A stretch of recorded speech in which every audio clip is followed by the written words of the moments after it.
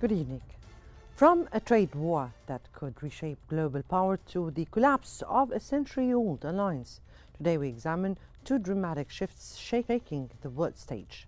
Donald Trump's sweeping tariffs are aimed at punishing China, but they may end up fueling Beijing's rise as a stronger, more self-sufficient power. Then we head north, where Canada has declared the end of its friendship with the United States. After years of deep integration, Ottawa says the old partnership is over. I'm Mona Salhi. Let's get in focus.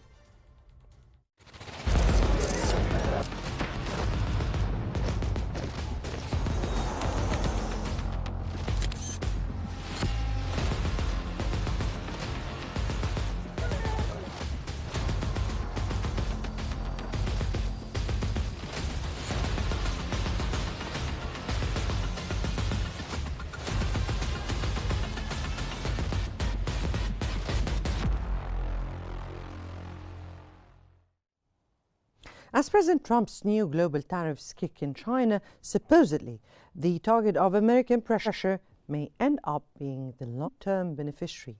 Despite its domestic economic challenges, Beijing is adjusting quickly, reducing dependence on U.S. demand, investing in innovation, and expanding influence across the global south. While Trump tries to protect U.S. industry, could his aggressive policies actually accelerate China's global rise? The Economist outlines how Trump's escalating tariffs reaching up to 65% on Chinese goods are causing short-term damage to China's export economy. But the article argues these same pressures are forcing China to fix its flawed economic model, reduce reliance on U.S. markets, and strengthen trade and diplomatic ties elsewhere. Meanwhile, Beijing's push for technological self-sufficiency, including in artificial intelligence and semiconductors, has made gains. The piece concludes that while Trump's strategy may hurt China now, it may also hand Beijing the long-term advantage in a more fragmented, multipolar world.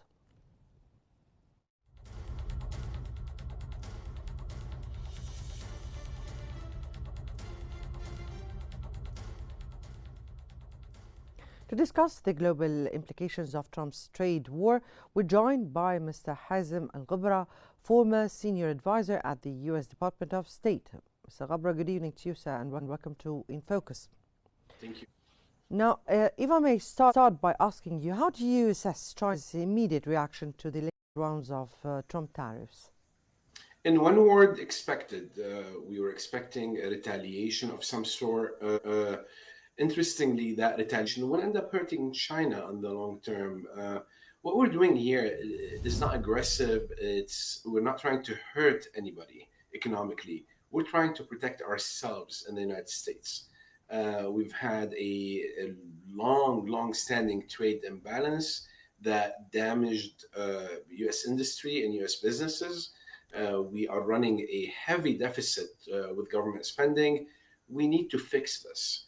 And this is the easiest way to fix it at this point. And it's a necessary move. It's a move. And unfortunately, what happened in the past 48 hours should have happened incrementally over years. But nobody had the political will and capability to get it done. And unfortunately, we have today on the 11th hour to make drastic changes and take drastic measures to fix our failing economy at this point. A failing economy of China. Definitely of the United States. Yes. Now, if I may ask you here, The Economist describes Trump's policies as self-harm that could strengthen China's long-term position. What's your take on that? See, that article that you've mentioned looks at the world economy in an adversary position. We do not look at the economy in such a way. We're not trying to damage the economy of others. We're trying to protect our own. We in terms of the American administration, you're speaking here yes, about? the U.S. government, correct. Mm-hmm. And the people of the United States as well. Like this is something that is needed today to protect US businesses, US industry, and rebuild the US industry that once upon a time led the world in manufacturing. Now it's almost non-existent, Mm. and that is not healthy. That's not okay. And it's the right of any country to protect its own industries, to protect its own businesses. And I'll give you an example. I mean, I've used this on another television yesterday, and I think it helped create the image. Imagine you deal with a merchant down the street from where you live, and they had a broken scale. And every time they sold you a kilo, they charged you for half a kilo. Now the merchant figured out the problem and fixed the scale. That is not an aggressive measure. It's something that he needs to protect his business and protect his livelihood. This is This, what we're doing right now. We're fixing our scale because our scale has been broken for a long time. but this is from the American point of view, Of not course. from the other side's point of view, that is, of course, including China and other European countries. But anyway, if we have seen China adopt by boosting tech independence and deepening ties with countries in the global south, could this signal a permanent global power shift? It's interesting that you mentioned this, and we need to put this in perspective. The zero or near 0% China has enjoyed for decades in tariff policy, and US tariff policy, was designed for, first of all, during the Cold War era, and for a China that's greatly underdeveloped. Now China sees itself, and the world sees it. It is a global competing power, competing with the US and the European Union and European countries. And obviously, as you mentioned, they're developing their own technology. They are an advanced, stable economy. So how would they expect to be treated like a developing nation at this point? This is the imbalance we keep talking about. We have countries that are now directly competing with us. However, we need to give them some concessionary uh, tariff rate while they charge American goods uh, many folds more what we charge on their good. That is not sustainable. So now China, if again we are not adversarial in this case, we're trying to protect our own economy. Now, if China wants to expand, research and develop, that's their right to do it. And honestly, I'd prefer for them to do R&D than what they've been doing for years, which is steal American intellectual property and American patent and American inventions. And it's healthy for them to actually create their own technology instead of taking it from others through espionage or other aggressive means. Mhm. Now, Trump's rhetoric has returned to an America first stance. It has been in the first term and it is continuing on. Now, how does this affect US credibility with its allies and trading partners? And I'm not speaking just Mhm. about China now, of course. Of course, Canada, European Union, Mexico, other parts of Asia, Japan. We don't know yet. It's unclear. Now, the first step was imposing the new tariffs. The second step will be the exemptions. You will see plenty of exemptions to these tariffs. We've seen few already being discussed and being implemented, specifically integrated circuits and like computer chips, technology. These things we cannot just stop or impose tariffs on and expect uh, minuscule impact to market. If I may Yeah. continue the question by asking you, Mhm. uh, uh, how would that reflect on the US interests and the US Mhm. economy? Again, it's still unclear. The US stock market reacted very aggressively and very violently to the announcements. We will see how things develop in the next few days and few weeks. But obviously, there will be policies and, as I mentioned, exemptions to protect vital sectors. And again, a lot of people look at this as an aggressive move. I see it as an opportunity. Let me give you an example, and using China and Egypt as an example. Now, China can manufacture a product, some random product, for $1. They used to get zero tariffs, and they used to be able to send it to the US for $1. Uh, Egypt, based on their labor market, technology, etc., can manufacture the same product for $1.25. Now, with the new tariffs, Egypt is actually competitive against China. So a lot So of countries should look at the benefits from this in access to US definitely we market. That was cannot, never possible. but we cannot compare the exports of Egypt to that of China to the United States, of course. So the comparison is not really We imbalanced should have here. the imagination here to look at diversifying the global trade outside of China. It makes zero sense to have one factory in the world, uh, especially when that factory, China, manipulates currency, acts aggressively, steals your ideas and your technology. That's not fair. So now countries like Egypt, other countries in Africa, Asia, Southern America can actually compete in the US market. And this is good news. So if you speak about good news, let me here speak about also bad news, because it's expected also.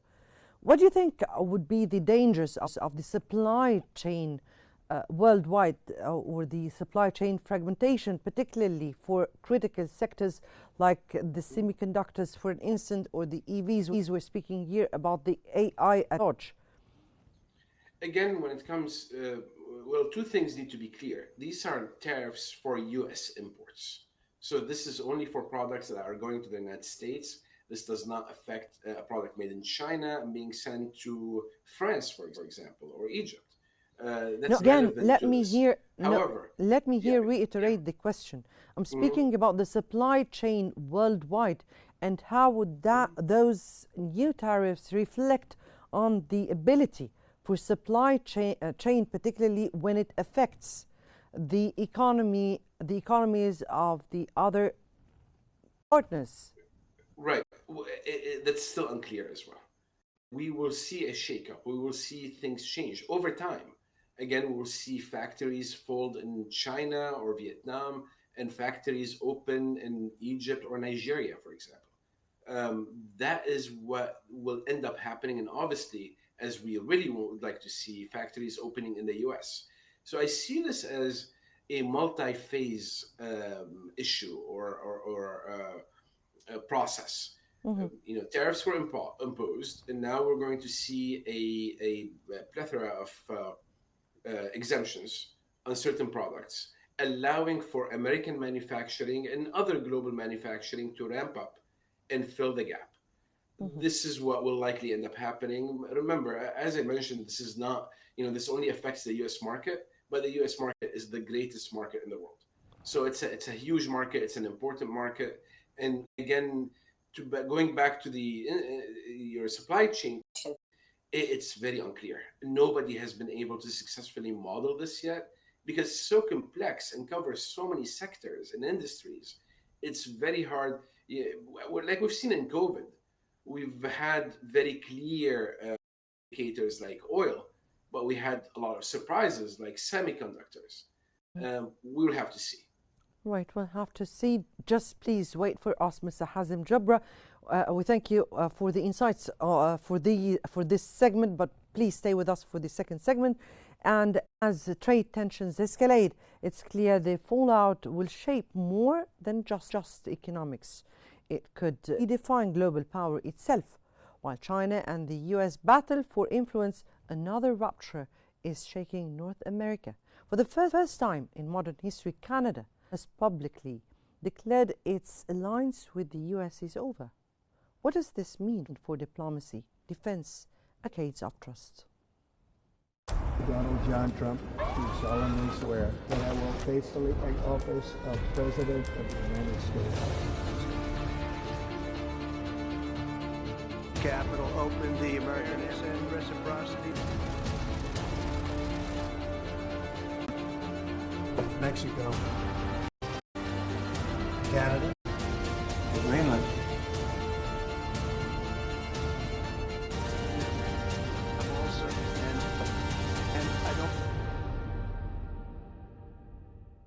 In a televised address, Canadian Prime Minister Mark Carney told citizens the old US-Canada alliance is no more. The trigger: President Trump's Liberation Day tariffs, which hit Canadian auto, steel and energy exports hard. Facing domestic pressure and political backlash, Carney said Canada would now seek a new world order, one that excludes the United States. Now, Politico's deep dive highlights the momentous nature of Carney's announcement and the broader Canadian political pivot. From punitive tariffs to rhetorical jabs about making Canada the 51st state, Trump's approach has alienated even conservative Canadian leadership. With bipartisan anger in Ottawa, both Carney and opposition leader Pierre Poilievre agree it's time to rewrite the US-Canada relationship. The article also highlights Canada's global pivot, forming new security and trade alliances with Europe, Australia and beyond, and underscores the larger risk of the US isolating itself in the international system.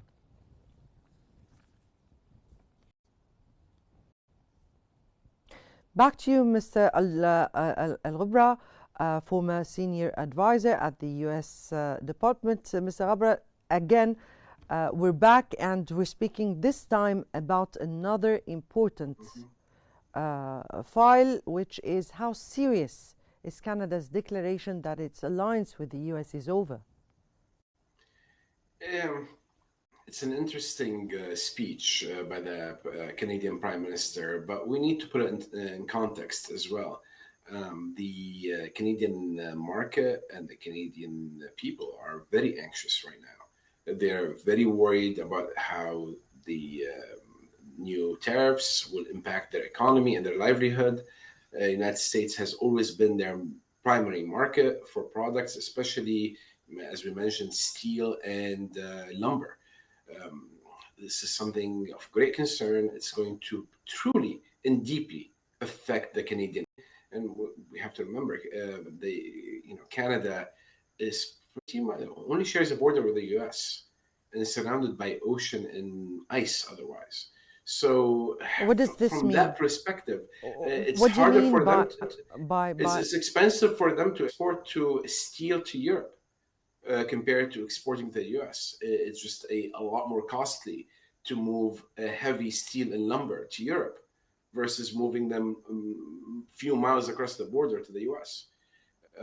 Again, it's unclear how the impact will happen, but if I can provide advice to the Canadian Prime Minister, this aggressive verbal response is not helpful. I mean, it may be helpful to kind of get in line with the popular approach, but not to fix the problem. Do I understand of what you're saying, Mr. Ghubra, that Canada has no much choices or alternatives? This is what you mean? They have fewer alternatives for them to transport their economy. To transform it rapidly to export to Europe and elsewhere is going to be complex. It's going to be hard. It's a lot easier for them to work with the US, figure out an exemption scheme, and maybe work to create a mutually beneficial agreement, because saying that we're no longer friends, this is not helpful.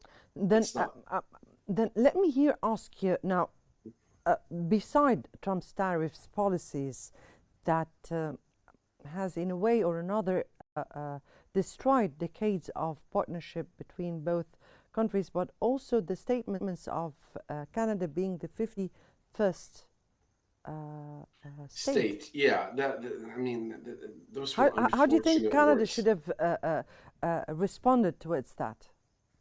Yeah, again, these are words. They were not helpful. As I criticized the Canadian Prime Minister's words as not helpful, I will say the same about Trump's mention of Canada as a 51st state. I mean, which would have been impossible anyways, because Canada is a very liberal and left-leaning country, and it's a huge country. So if Canada becomes another state, no Republican will ever get elected in the U.S. in the future. So beside that, though, it was unfortunate. However, this is an opportunity right now to look at the trade balance, the relationship, and rebuild the relationship. You know, countries are like friends. They fight, they disagree, they agree, and let's try to find a pathway to rebuilding the relationship on stronger, more fair terms versus saying like we're never going to talk to you ever again, which is what the prime minister diction sounded like, which doesn't make sense. Not for the countries, not for the geography of our borders and the two countries. But yes, indeed, countries do not make friendship, but they make partners, and they make Sure. partners upon interests. Now, what are the geopolitical risks if Canada begins to lead a coalition of like-minded countries, excluding the US? What happens? See, this is an interesting term, exclusion of the US. Are they going to exclude US imports? Sure. But then You mean here, can tariff. they do that, really? They This can. is I what mean, you mean? we've seen it. We've seen it already happen. We've seen one case where I forgot the name of the county in Canada or a city in Canada that removed Tesla from the electric vehicle incentives. So they would give incentives to Kia, Hyundai, other manufacturers, but Tesla was dropped. So these measures are available. They're happening. But at the end of the day, I mean, if I don't think it's to escalate this further, because maybe it'll be slightly harder to export to the US at the current tariff agreement or rate, but it'll be a lot harder if they retaliate and the US ends up retaliating back against Canada with even greater tariffs. No. It's a dangerous game they would play if they want to lead a coalition against the US, and they will lose at the end. I mean, it's the US market.